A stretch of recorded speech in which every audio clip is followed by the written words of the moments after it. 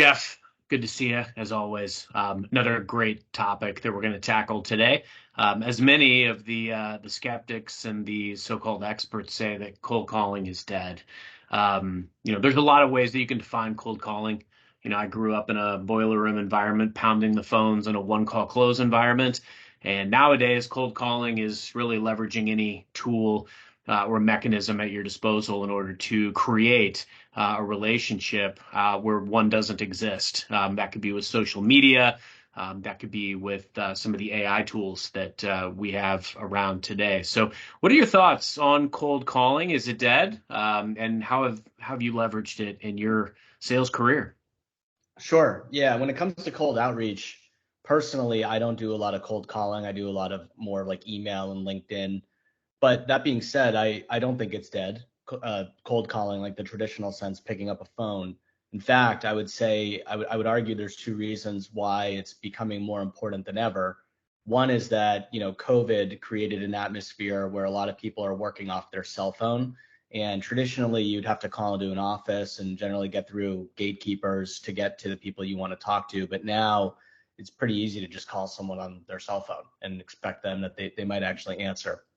Um, the other accelerant is actually this influx of AI tools, which are predominantly focused on email and LinkedIn.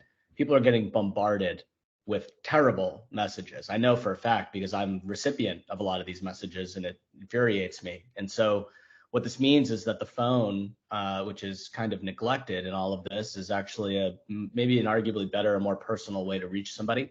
I only have one piece of advice when it comes to cold calling, even though I don't do it very often.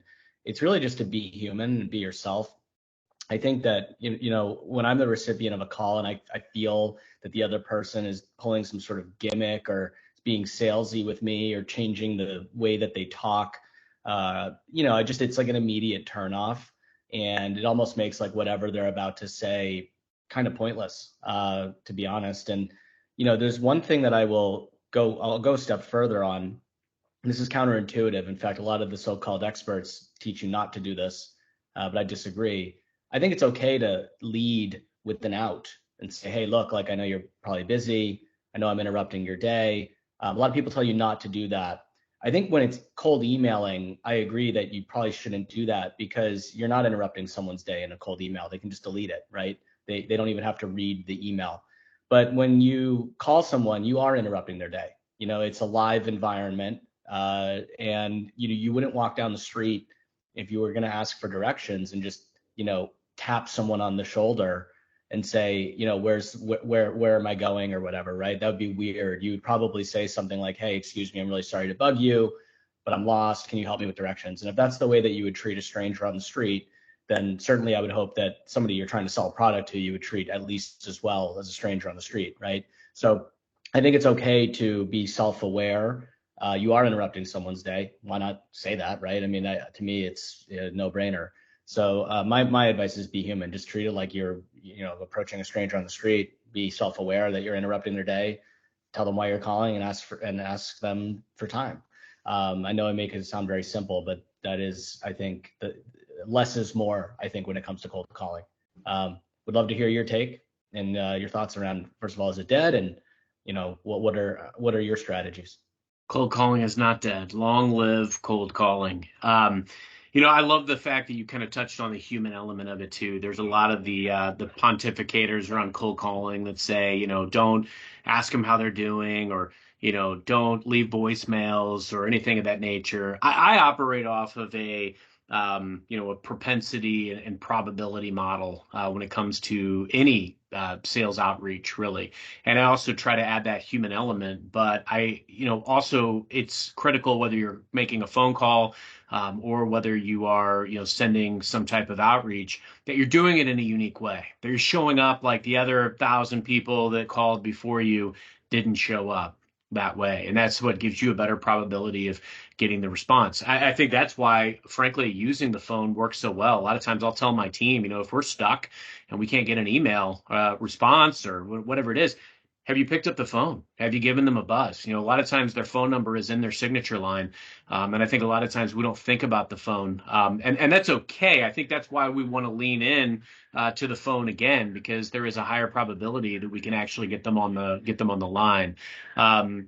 Because it's not being bombarded. It's not being flooded like LinkedIn inboxes or email inboxes. You can stand out. And there's other unique ways that you can reach out now that are a little less cold. Like for instance, reaching out in a LinkedIn inbox or even in an email inbox with video or with audio.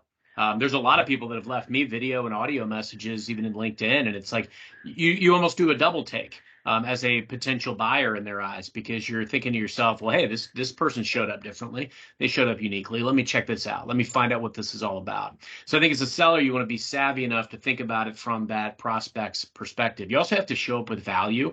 That's why I like the human element of it. But I also like to also tell them, hey, we've got these results that I'd love to talk to you about, or we have these resources that are available to you or that you're entitled to. Do you have a moment where I could talk about that? Or is there another time I should call back? Or maybe we set up time XYZ, date and time, and actually have a proactive proposal to when you want to sit down and meet. Because to your point, you are interrupting their day. There is an immediate, I think, almost a moment where that prospect is going to take pause when their day is interrupted. And you've got about 5 seconds to really overcome that initial hurdle. So you've got to show up really quick with value. And it's helpful too, to do those other things that makes it less cold. If you have made other connections in that customer organization, you have mutual contacts, mutual interests based on their LinkedIn, do your homework. Those are those immediate conversation starters that can light the spark that sets the fire ultimately of what you want. You want to have a good, productive conversation with this person. You want to earn the right to have a dialogue, whether it's right now when you're disrupting their day or whether it's down the road. And frankly, the last thing I would say on this is it's all about mindset too. I think there's a lot of people that, don't favor prospecting. There's a lot of people that won't favor picking up the phone and making a call. As human beings, a lot of times we tend to overthink these things. I used to run a call center where we did outbound cold calls all day, every day. And the people that had the most call reluctance were the ones that just overthought and tried to think of every possible scenario that might happen. You prep 45 minutes for a call where the customer doesn't even answer the phone. Is that a productive use of time? So I think the key element, it's kind of like what we've talked about before, Jeff, around prospecting, the things that you can control, the quality of your message, the quantity of your outreaches, and then just the consistency of your execution over time. I can't control who's going to pick up the phone. I can't control who's going to respond to that cold email. But what I can control is how I show up, how I'm actually seeking to partner or to genuinely invest in the relationship right out of the gate, even if there's no immediate benefit to myself.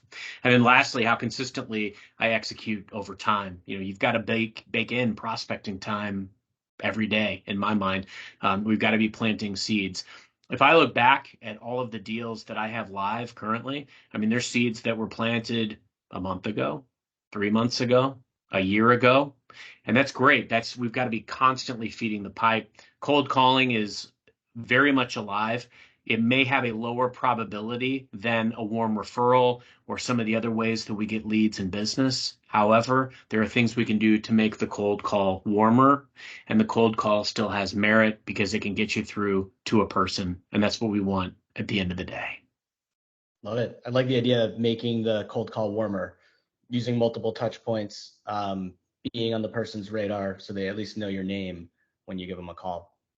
That's it. I'm on this this show called Social Selling 2.0, and we actually recently, we spent a lot of time talking about the power of commenting on posts. Yet another way that is kind of a cold outreach, but it warms things up. I recently got a meeting with the CEO because for about 6 months, I commented on every post he made.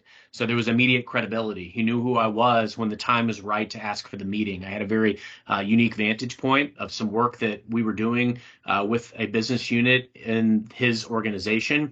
And I wanted to replicate that throughout some other business units. Managed to get the meeting. He knew immediately who I was because of my comments on his posts. These are things that make that cold outreach a lot warmer. Yeah, great stuff. Good job on the meeting. Absolutely. I'm always a salesman at heart. Jeff, thank you as always. Enjoyed our chat, and we'll see you next time.